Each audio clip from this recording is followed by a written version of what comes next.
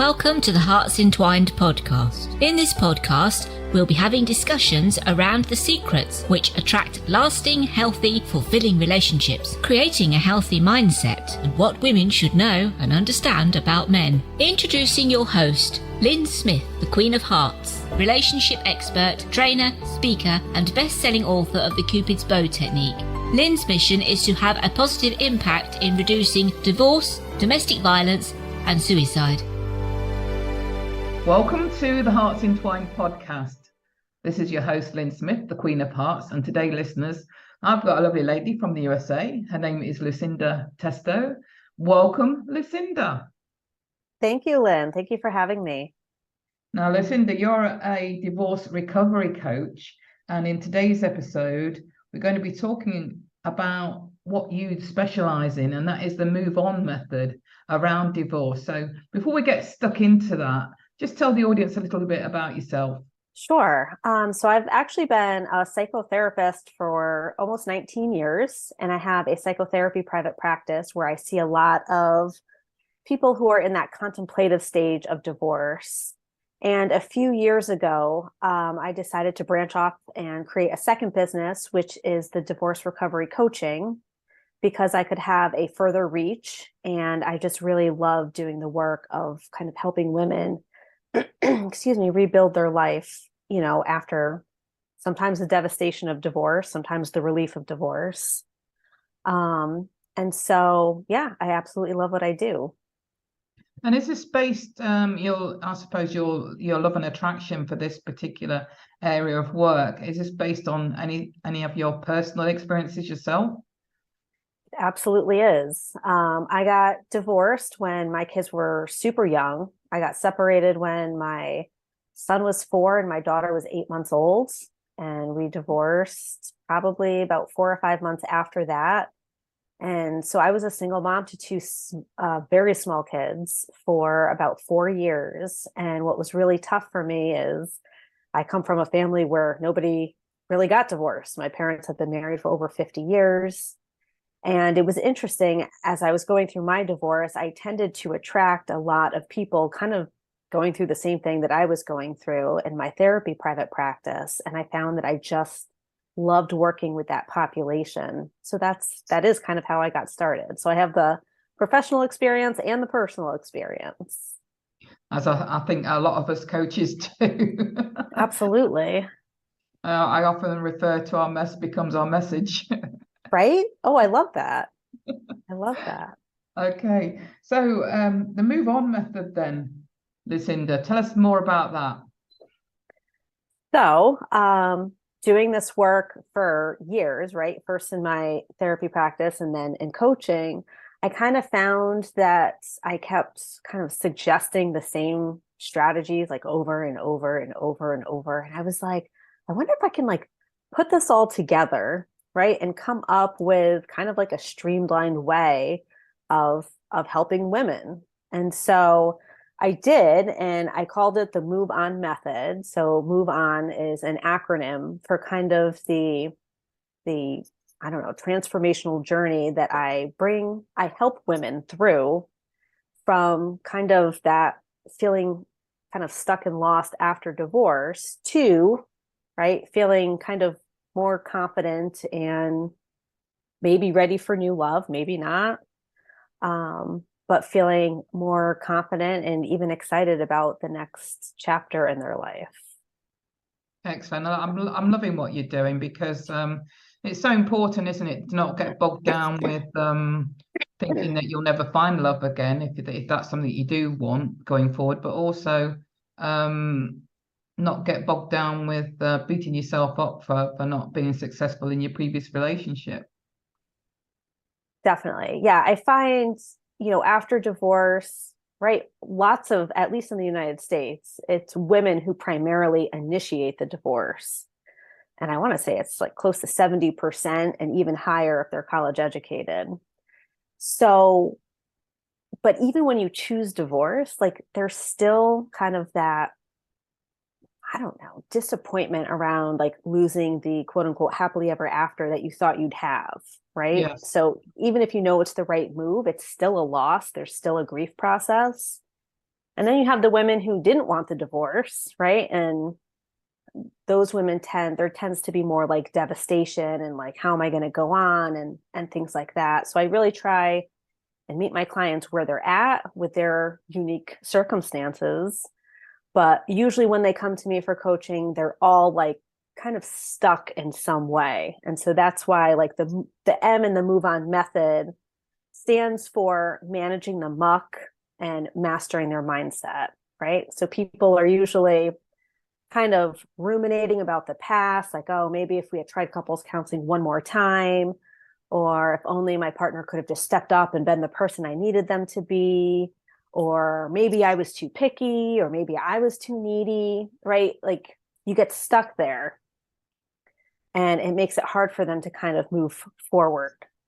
So I take wherever they're quote unquote stuck in the muck, and I teach them some of the mindset strategies that I've been using with my therapy clients for years to help them like shift their mindset and really look at it through a different lens.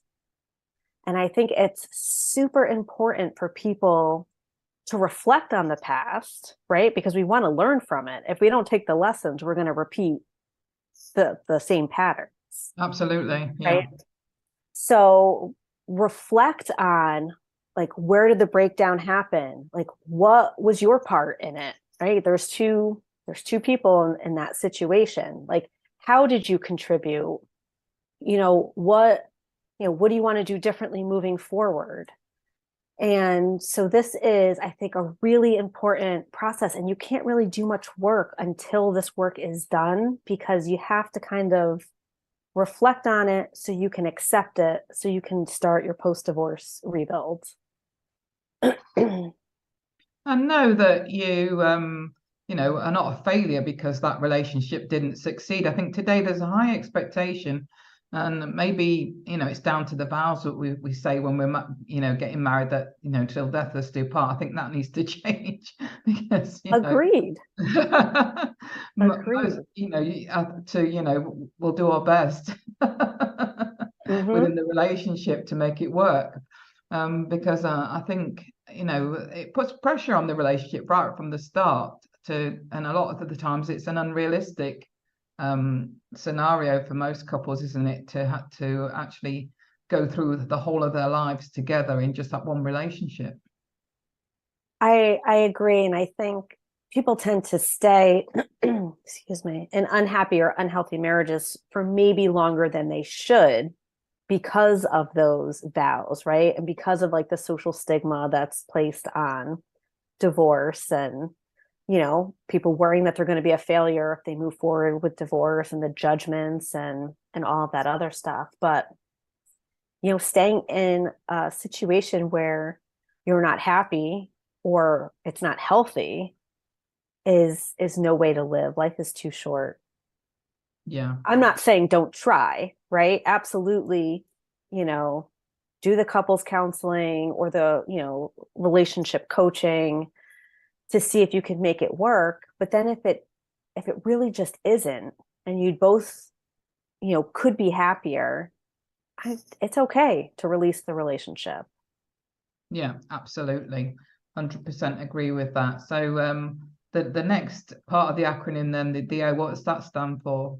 So the O is for, so once they get to the place where they've reflected on the past and, they've learned some mindset shifts to kind of accept what is, the O stands for optimizing your strengths by getting to know and love yourself again. So a lot of the women I work with are also moms, right? And when your identity has been being a wife, whether that was for 5 years or 50 years, right, and a mom, you lose a piece of your identity after you get divorced. You're no longer like the other half of a couple. And especially if you've been in a situation where maybe you cater to your partner, right, and their needs, and your needs didn't necessarily get recognized or taken care of, you could come out of a marriage like not knowing what to do, right? So this is where we do, right, and your self-esteem is like down the toilet, and you don't necessarily feel great about yourself, and you're like, I know when I got divorced, I was like who's going to want to take on a single mom of two really small kids? Like, nobody out there is going to want that, which is not true. Right. No, But at that time, that's how that's I what you're felt. thinking. Yeah. Right. So the O is optimizing your strengths by really getting to know and love yourself again. And this is where we really do a deep dive into like, who are you? Who are you? What did you enjoy before the marriage? Who were you before you got married and had kids? What kinds of things do you enjoy? Who are the people in your support network?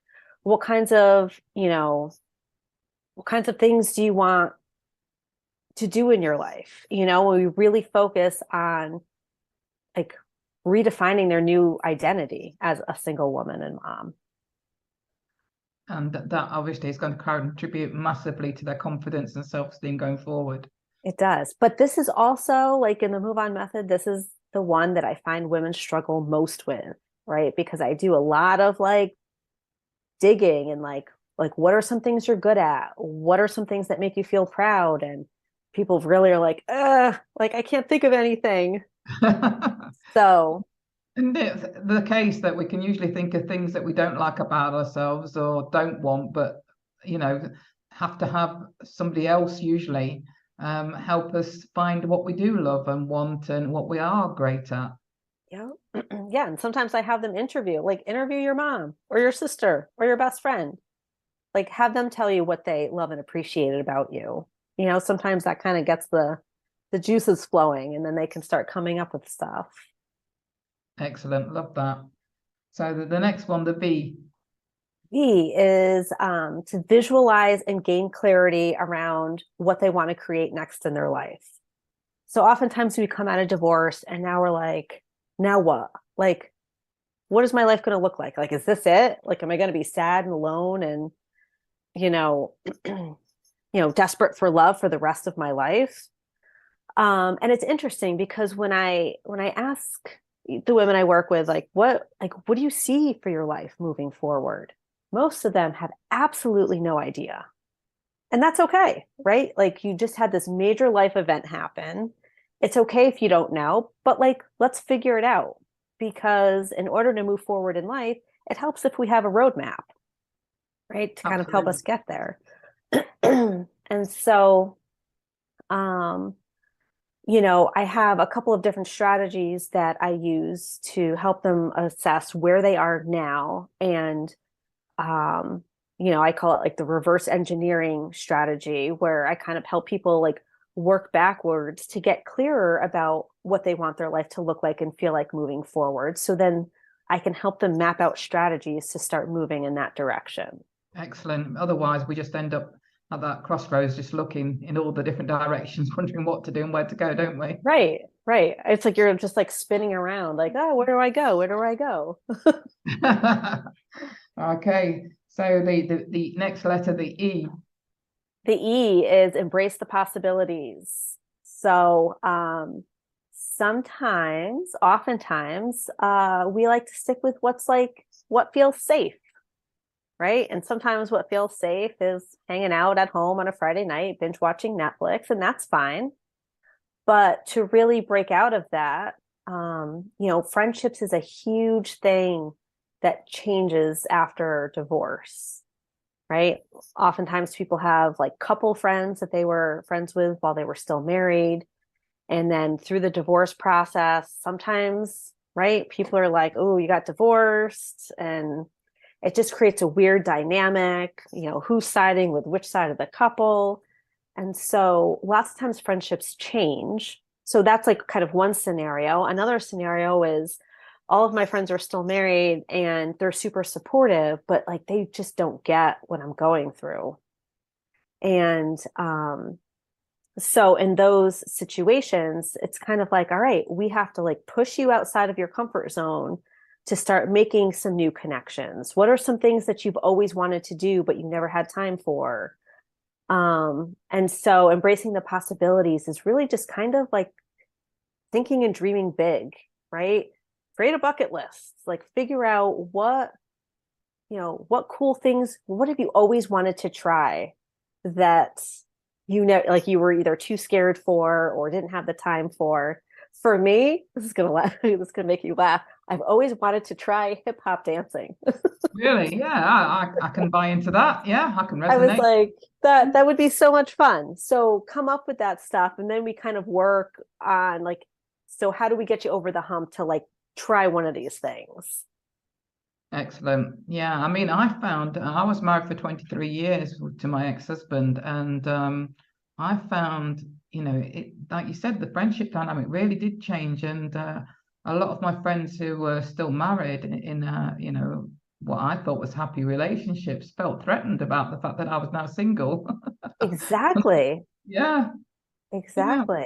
And there is actually research that supports that if one person in the friend group gets divorced, that others in the friend group are more likely to get divorced, really. right? Yes. Yeah. Yeah, And but that's also, threatening to some couples. So sometimes couples pull away because, yeah. they feel like divorce is contagious. Or they feel threatened because they think their husband might find Right. it That attractive too. and stay. Yeah. That too. Yep. And I had that as well. And it's just like, what? I'm definitely not interested, but Right. it's funny how they suddenly feel threatened when you're newly single. Yeah, It's interesting. true. Interesting watching Hmm. human behavior. So the next letter, we've done the move.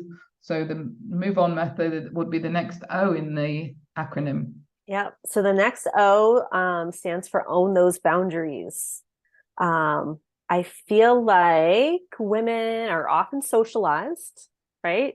Maybe not always, but often socialized to kind of be the caretakers for everybody else, right? We're great multitaskers. We're um, taking care of so many different things that sometimes we forget about ourselves. And I work with a lot of people who've got, kind of some of those people pleasing tendencies. And so own those boundaries is really just about like, how do you say no, right? I always tell people you can be assertive without being aggressive. Um, People don't have to like your boundary, and oftentimes they won't, but that's okay, right? You're not putting boundaries up to punish other people, but to protect yourself. And it's really just helping women step into themselves and feel more confident, with their ex-spouses, especially if there's co-parenting stuff, how to have some of that difficult communication. I love helping people around like communication with, difficult exes.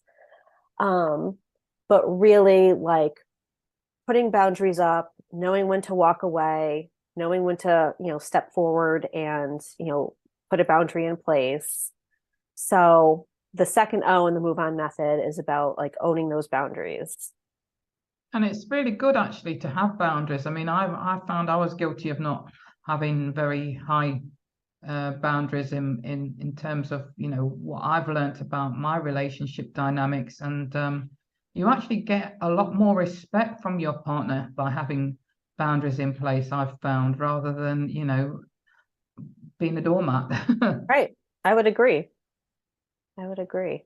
Yeah, and it's interesting that we think by people pleasing that we're going to gain favor when usually the opposite happens. Right. Or you just end up attracting people who are just going to like use and abuse you because they know you'll do it. And Yeah, yeah, I've been there. that's not fun either. Yep. Learned from that one. Yep. Okay, so the final letter, the N, which So which the N, yes, does that stand for? yep. So the N is kind of navigating your new beginning and the new you. And this is kind of everything around like new love relationships, right? It's very common for people to come out of divorce and be like, oh, I'm going to be like single and alone for the rest of my life. People have a lot of like fear around being alone. And this part of the move on method really focuses on like, what are your wants and needs in a relationship? Like, what do you need in a relationship that maybe you weren't getting in your marriage that you want to make sure you get moving forward? Right. We do some work on figuring out like what their attachment style is. I have them really kind of define what their ideal future partner would be like for them to feel like happy and satisfied, right? Like to feel secure, to feel safe. So we really kind of detail that out so that they can start like dating with intention, right? Instead of dating from that place of like fear and, I have to find somebody, or nobody's ever going to want me, or I'm going to date everybody, right? And then see if anybody good is in there. And I'm like, no, that's not how you want to do it at all. Like, that's going to be exhausting. You want to be really clear about what you're looking for moving forward so that you can date with intention. If you know exactly what you're looking for and you go out on a date and this person like doesn't have most of like your must-have qualities in a partner, release it and keep it moving. And so this is the module where we do a lot of work around like, how do you function in relationships? And then what are you really looking for in a future partner? Some people have no desire to date anytime soon, and other people would love to find new love like yesterday. Yeah. And I think it's important, to help our clients realize that being single is actually a good phase to go through, because it gets you ready, whether you are not interested in finding love at the moment, or whether you are interested in finding love at the moment. It's celebrating the fact that, your single time is a good time. It absolutely is. Like, I think it's so important to really get to know who you are at your core, to feel comfortable in your own solitude, right? And to know that like you don't quote unquote need a partner, right? But when you're ready to find one, like they can complement your life instead of complete it. And so, yes, I absolutely agree with you. Finding comfort in their own solitude, I think is amazing. And what a much better place to find potential new love than coming at it from a place of like, I need to find a partner because I can't be alone. Yeah, and I understand, especially if somebody's been in a very long-term relationship and they've probably never had that single time, because they literally went from being in a family environment to dating and then getting married and then probably having many years in that relationship. Sometimes it can feel quite daunting to actually suddenly be unintentionally single sometimes. Yep. And also, depending on most of the women I work with happen to also be mothers, right? And it's a much different experience when I'm coaching someone who's a mom of young children than someone who's a mom of like teenagers or older, right? The moms of young children, they're going like 100 miles an hour because they're getting kids like they have to get them to school and sports practices and birthday parties, and it's the parent teacher conferences, and then maybe they're working full time and their life is literally like 100 miles per hour. And for those clients, we have to do a lot of like, nope, there's ways to do self-care that don't take a long time, and you have to do it because you can't pour from an empty cup, type of thing. And then, the women that I work with who are maybe mothers to like teenagers who are starting to need them less and less, right? Or they have kids who are in college or adult children. It's very different because they have a lot more time, right? A lot more time to think and overthink and think about how lonely they are. And so it's very interesting working with those two subsets. Yeah, different dynamics completely, because when you're, like you say, a mum of young children, you literally are a constant taxi service for this, that, and the other, aren't you? Yes, absolutely. Yeah. Yeah. So, and it's always a good thing to ask for help if you need it. And sometimes I think we can be quite poor at doing that, can't we? I 100% agree. Yep. I know so many other countries, right? Like it takes a village to like raise a family. And for whatever reason, I don't know what happened, but it's almost like the expectation of you should be able to handle everything on your own. like you like earn some sort of badge of honor if you can like suffer through it alone, when really I think asking for help is not only like critical, but is also like it's good for, I think it's good for you all around. It's good for your kids, it's good for you. It's I think it's critical to be able to ask for help. Absolutely. And on that note, what's your best contact information, Lucinda, for any of our audience members that would like to get in touch with you and are interested in the work that you do? So you can find me on all social media, but the easiest way to probably find my contact information is to go to my website, which is easy enough, lucindatesto.com. Thank you so much. And to finally wrap up, what final words of advice would you give, or one piece of information that maybe somebody can implement right now today, relating to this topic, to leave the audience with? So I would say divorce is not the end of your story. It could actually be like the beautiful new beginning of like an absolutely amazing life, is number one. And number two, like, don't wait to ask for help, whether it's a therapist, whether it's a coach, like reach out and get the help, because it could really expedite your healing process and get you on your path to that really amazing post-divorce life. Thank you so much, Lucinda. That's been fascinating. I've loved your move on acronym method. And I think, all those pieces of those letters mean such a lot in there. And there's such a lot deep dive stuff in there that you could really drill down into. But, thank you so much for sharing your overview on that method. It's been really insightful.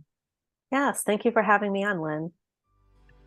So on that note, it just leaves me to say, true love starts with opening our hearts. And until next time, goodbye for now. Thanks for listening to the Hearts Entwined podcast. You can follow Lyn via the Facebook group Two Hearts Entwined, or search Lyn Smith, inspirational speaker, at LinkedIn, or email lyn@hearts-entwined.com. That's LYN@hearts-entwined.com. Remember, true love starts with opening our hearts.